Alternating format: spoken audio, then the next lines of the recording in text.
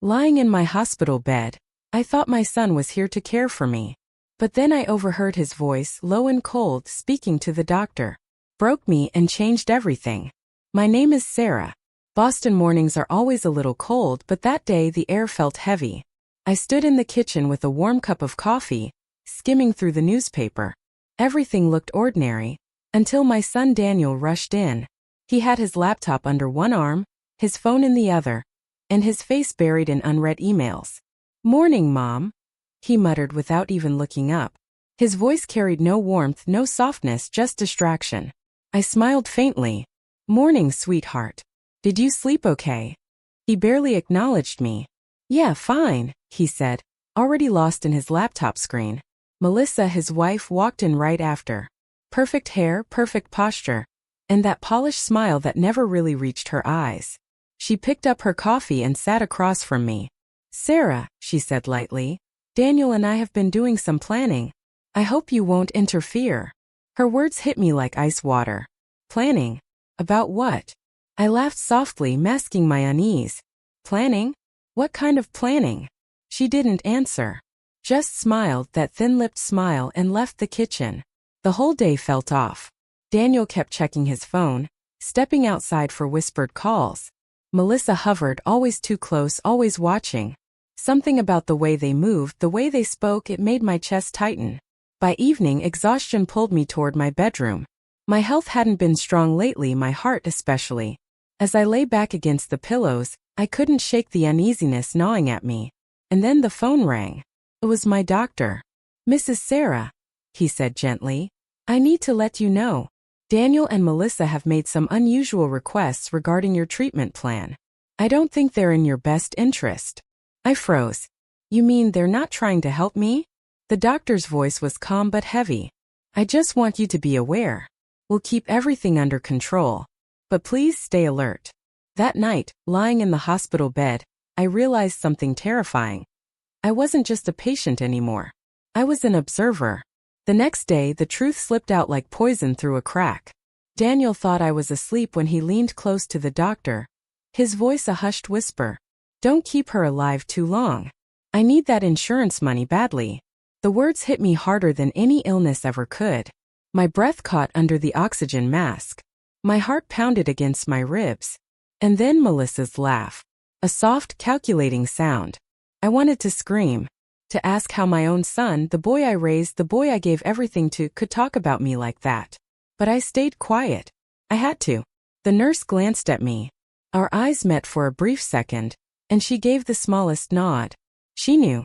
I placed my hand gently over the monitor beside me, as if steadying myself, but inside a decision was forming. This hospital wasn't just walls and machines anymore. It was a battlefield. And I would not leave this world quietly. That night, the steady beep of the heart monitor was the only sound in the room. But in my head, their whispers echoed again and again. And somewhere deep inside me, fear gave way to something else, clarity. I wasn't just going to survive. I was going to fight back. The morning light in the hospital was always the same, pale and cold. Nurses moved in and out, adjusting 4 lines, checking charts. But I barely noticed them. My eyes stayed on Daniel. He walked in with Melissa. Their hands linked like some perfect couple. But I knew better. I knew what I'd heard. "Hey, Mom," Daniel said with a rehearsed smile. "How are you feeling today?" I nodded, pretending. A little stronger. My voice trembled just enough to seem fragile. But inside, every word burned. Melissa placed flowers on the side table. "We're praying for you," she said sweetly. Sweet enough for anyone else to believe. But I caught the sharp glance she gave Daniel. When they thought I wasn't watching, I saw him slip a folded envelope into the doctor's hand. My chest tightened. I wasn't imagining this. They were planning something that involved my life ending sooner rather than later. Hours passed like years. Machines hummed. My mind wouldn't stop replaying Daniel's words. "Don't keep her alive too long."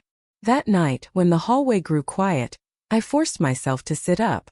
My body ached, but my spirit was sharper than it had been in years. I pulled the small drawer beside my bed and took out a notebook. With trembling hands, I began to write every word, every detail, everything I'd seen and heard. If they wanted to erase me, they'd have to erase the truth first. The next day the doctor returned. His voice was measured, cautious. "Sarah, your son has been asking for adjustments. Pain medication dosage increases. But I've kept your chart as it is." I looked him straight in the eye. My voice was steady now. "Thank you, doctor. Please don't change a thing. And keep a record of who's asking."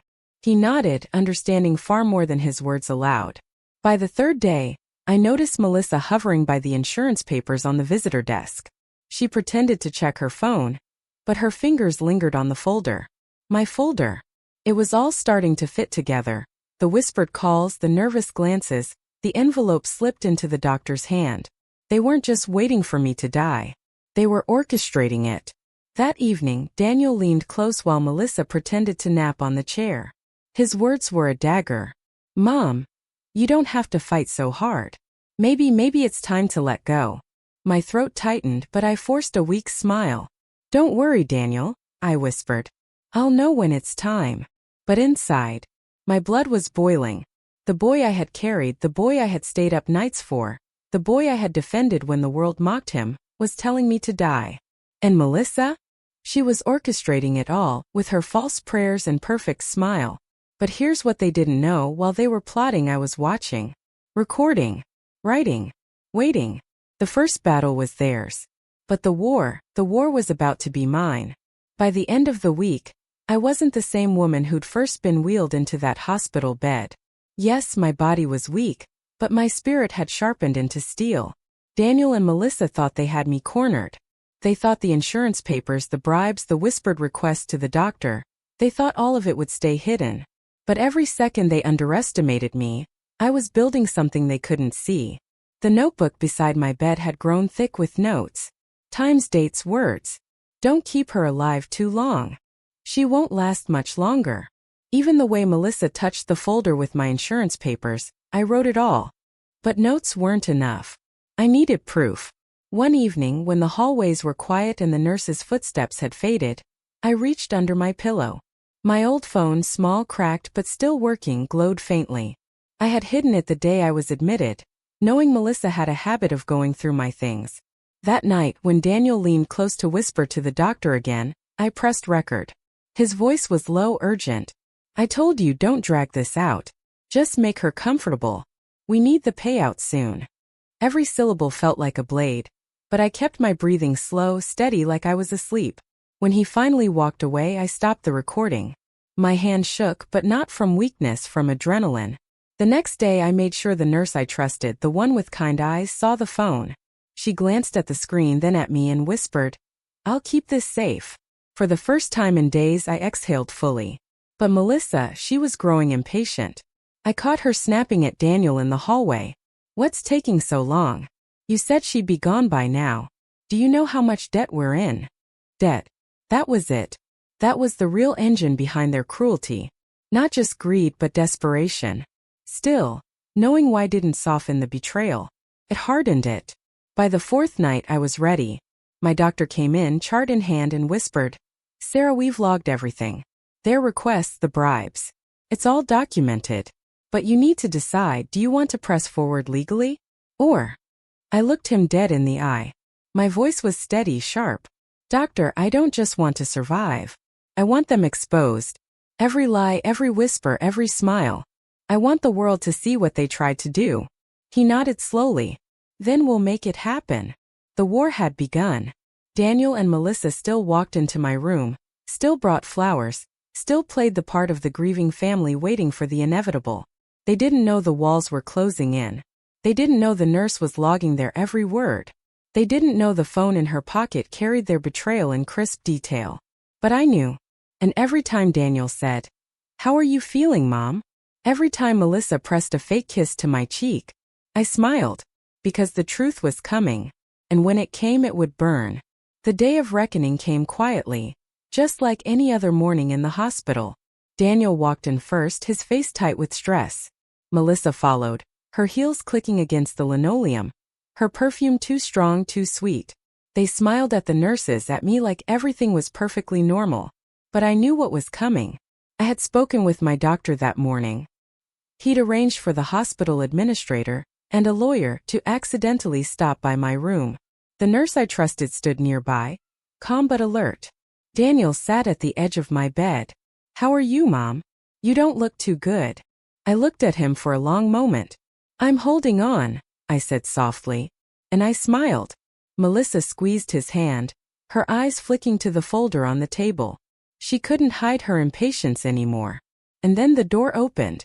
The administrator walked in, followed by my doctor. Behind them, the lawyer. Daniel froze.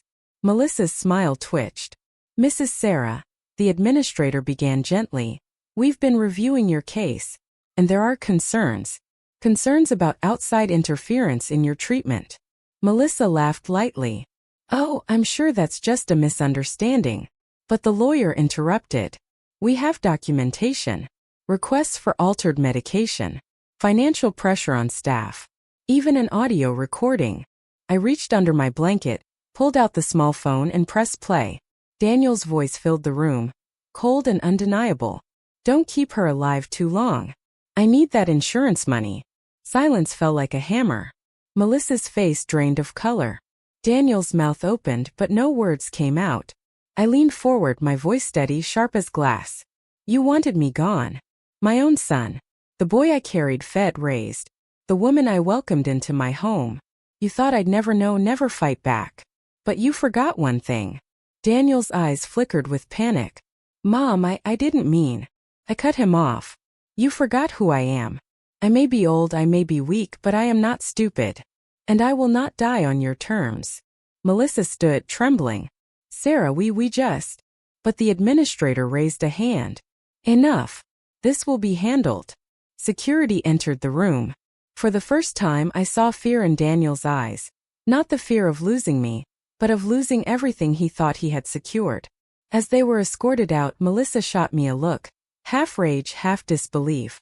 Daniel wouldn't meet my gaze. And me? I felt lighter. Not because my illness had vanished, not because life suddenly became perfect, but because the truth was finally free. Days later, I was discharged. The sun outside the hospital felt warmer than it had in months. My body was still fragile, but my heart? Stronger than ever. I went home alone but not broken. People often say betrayal kills you faster than any disease. But I survived both. Daniel and Melissa lost everything that mattered to them. Money, reputation, the illusion of control. And me? I gained something priceless. The knowledge that even in my weakest moments I could still fight. I look back now and I don't see myself as a victim. I see myself as a survivor. And when I sit by the window with a cup of coffee, feeling the Boston breeze against my face, I whisper to myself, they thought they wrote my ending. But I took the pen back.